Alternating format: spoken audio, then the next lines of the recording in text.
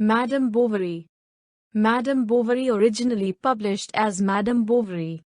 Provincial Manners is the debut novel of French writer Gustave Flaubert. Published in 1856.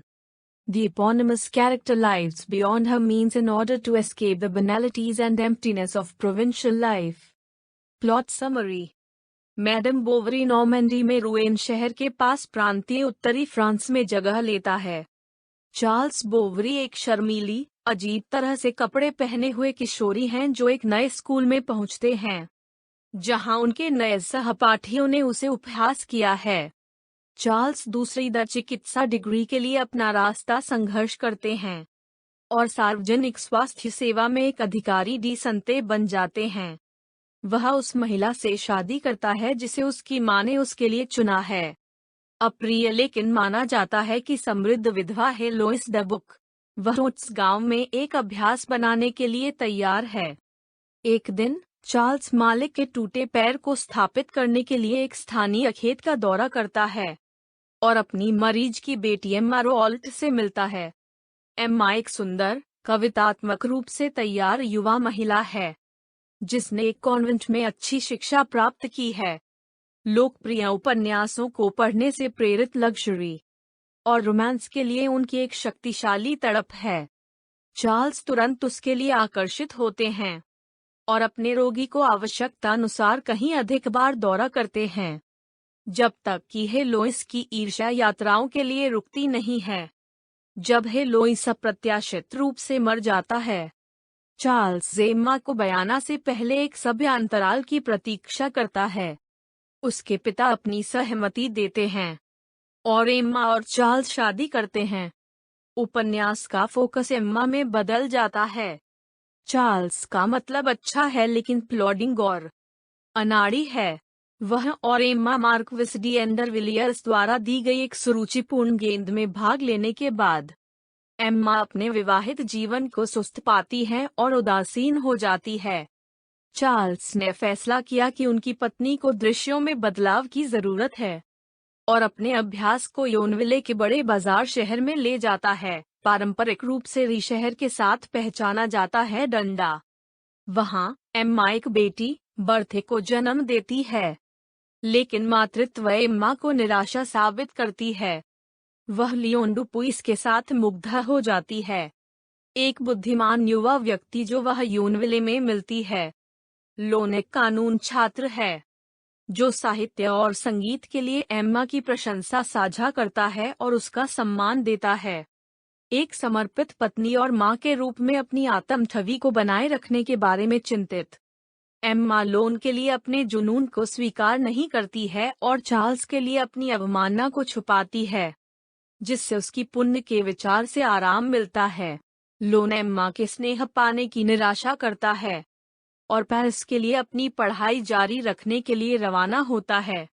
एक दिन एक अमीर और राकीश जमींदार रोडोल्फे बोलंगेर डॉक्टर के कार्यालय में एक नौकर को ब्लेड करने के लिए लाता है।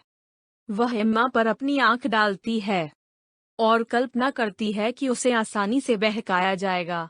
वह उसे अपने स्वास्थ्य के लिए उसके साथ सवारी करने के लिए आमंत्रित करता है। चार्ल्स अपनी पत्नी के स्वास्थ्य के लिए विनती करते हैं और सभी संदिग्ध नहीं योजना को गले लगाते हैं।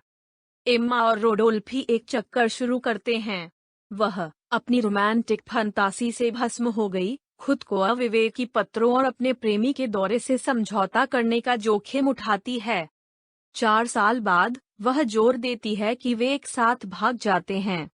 रोडोल्फ इस योजना के लिए अपने उत्साह को साझा नहीं करता है और उनके नियोजित प्रस्थान की पूर्व संध्या पर वह एम्मा को दिए गए खुबानी की एक टोकरी के नीचे रखे गए एक क्षमा प्रार्थी सेल्फ एफेसिंग पत्र के साथ संबंध समाप्त करता है।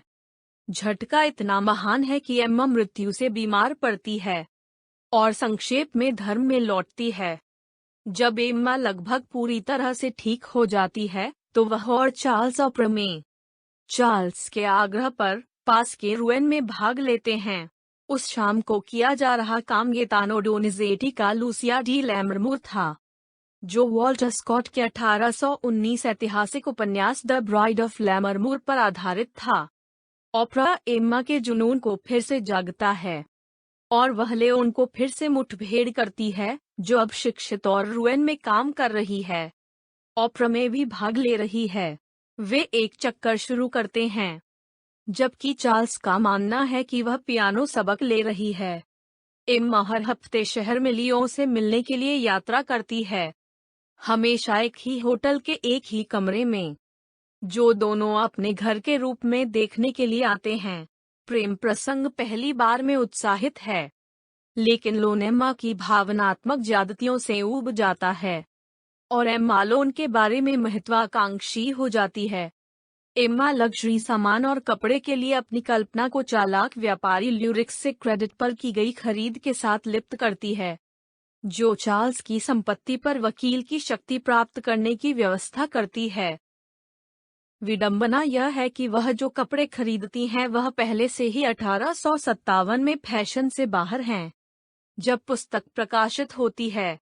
वही एम्मा का ऋण लगातार बढ़ जाता है। जब लेओरेक्स बोवरी के कर्ज में बुलाता है, तो एम्मा कई लोगों से पैसे की मांग करती है, जिसमें लोन और रोडोल्फ शामिल हैं। केवल ठुकरा दिया जाएगा। निराशा में वह आर्सेनिक निगलती है और एक पीड़ादायक मौत मर जाती है। चार्ल्स, दिल टूट गया, खुद को दुख के लिए छोड़ देता है।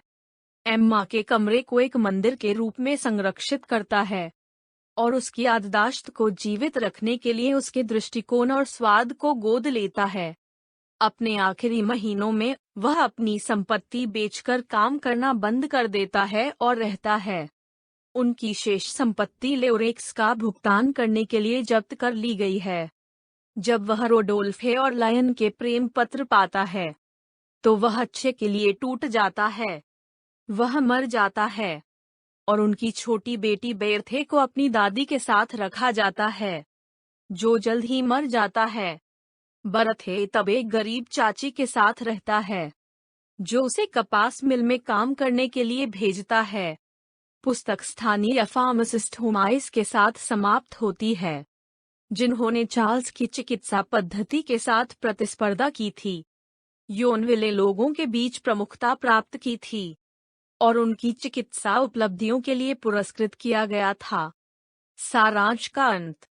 धन्यवाद।